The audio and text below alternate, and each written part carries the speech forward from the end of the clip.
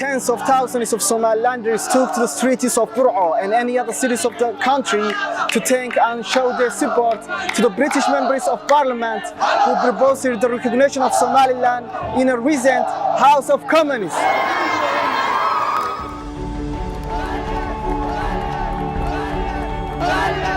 Somaliland is an independent, peaceful and stable nation on the Horn of Africa. Recognize Somaliland! Somaliland has been a distinct region from Somalia since the late 1800s. It was a British protectorate until 1960, and that means British and Somaliland have a long historic ties. Very hot and very dry. That's the British protectorate of Somaliland. 30 years ago, on 18 May 1991, the Republic of Somaliland declared independence, the separation from the collapse in Somalia. And now, today, Somaliland is one of the most stable de facto states in the world.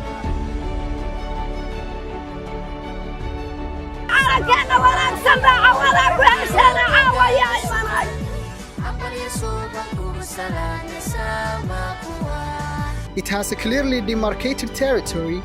It has its own flag, its own constitution, military, parliament, currency, nation identity, and its own passport.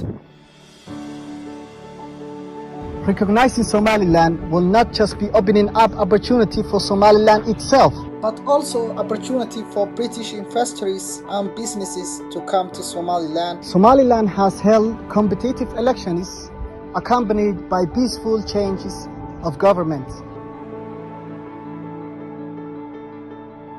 And now let me clear you one thing. What separates Israel from self-proclaimed countries is simply the recognition of other countries. There is no ultimate legal authority in international relations that decides what is or is not real country. So if Somaliland fulfills all the requirements of statehood, why not now? Why not now? Why not now?